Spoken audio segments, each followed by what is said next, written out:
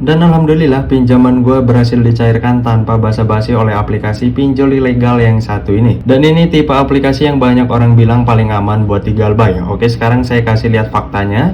Bukan cuma omongan orang, kita review aplikasinya satu persatu, termasuk pola nagih mereka yang katanya lembek dan gak berani kirim DC lapangan. Sebelum lanjut ke pembahasan videonya, buat kalian yang baru melihat channel ini ataupun melihat video ini, di sini gue akan memberikan dana kaget setiap harinya melalui kode QR dalam video ataupun link dana kaget di kolom komentar. Buat kalian yang ingin mendapatkan dana kaget dan tidak ingin ketinggalan info seputar dana kaget, kalian bisa nyalain notifikasi channel ini ataupun join Telegram ya. Link Telegramnya gue sediain di deskripsi video ini ataupun di kolom komentar. Aplikasi pinjol ilegal yang satu ini memberikan limit hingga 10 juta rupiah. Tenor pinjaman selama 91 hari itu mustahil ya, karena pinjol ilegal hanya memberikan tenor 7 hari saja. Nah, seperti yang kalian lihat di sini, aplikasi pinjol ilegal yang satu ini hanya memerlukan KTP.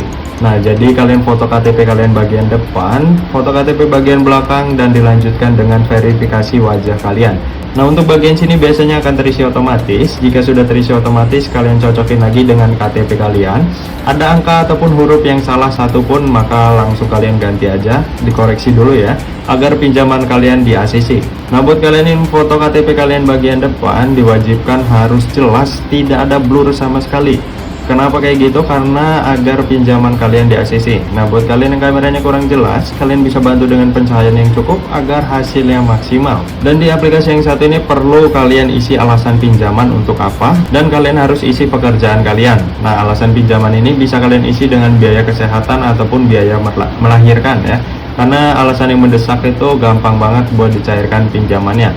Untuk pekerjaan nih, banyak sekali kasus peminjam yang sedang tidak bekerja. Kalian bisa isi dengan CV ataupun PT ya, mencontohnya di Google, asalkan berada di lokasi terdekat kalian. Dan juga CV ataupun PT tersebut masih beroperasi hingga saat ini. Nah, untuk penghasilan bulanan kalian isi aja di nominal 5 juta rupiah. Dan yang terakhir, kalian harus mengisi informasi bank, yang dimana kalian harus mengisi nama rekeningnya harus sama dengan KTP yang kalian gunain untuk verifikasi di awal tadi. Kalau namanya tidak sesuai, maka pinjaman kalian tidak akan di ACC maupun itu nama rekeningnya orang tua kalian sendiri. Nah, jadi buat kalian yang tidak mempunyai akun rekening, kalian bisa mencairkannya ke Dana dengan cara masukin kode-kode tertentu.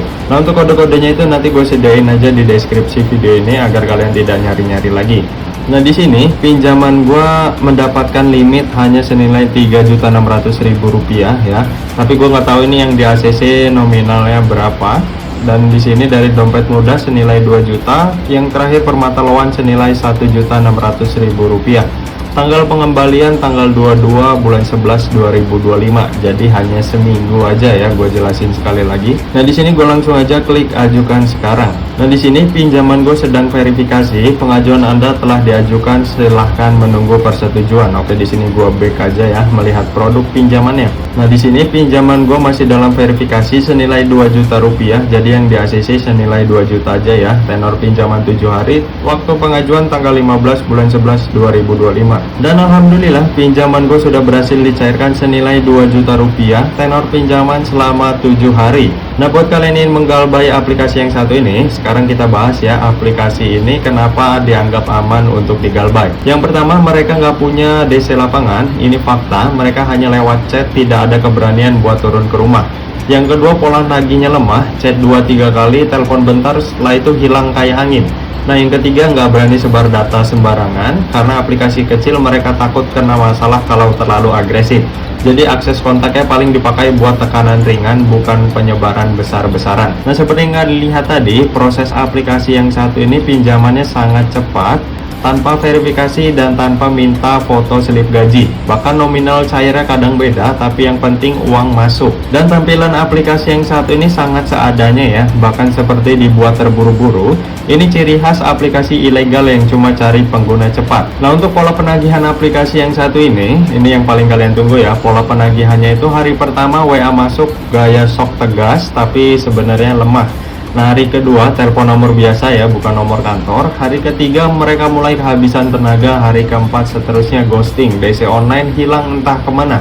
Nggak ada kunjungan ke rumah, nggak ada surat, nggak ada ancaman nyata, cuma gertak sambal di awal doang. Tapi kalian harus ingat ya, meskipun lebih aman, ini adalah aplikasi pinjol ilegal. Risiko tetap ada, data tetap disimpan, nomor kalian bisa tetap di-spam. Jadi kalau mau pakai buat galbay, itu sepenuhnya resiko di kalian sendiri. Saya cuma review, kasih gambaran, dan ngasih tahu apa yang sebenarnya terjadi di lapangan. Jadi itu dia review agresif dari saya, pinjol ilegal yang dana cepat cair, pola nagih lembek, dan gak ada DC lapangan. Kalau kalian mau saya bongkar aplikasi lain atau mau daftar DC yang paling cukup, tulis di komentar. Jangan lupa like video ini biar naik ke rekomendasi. Nah mungkin sampai sini aja video kali ini, sampai bertemu di video selanjutnya. See you next time.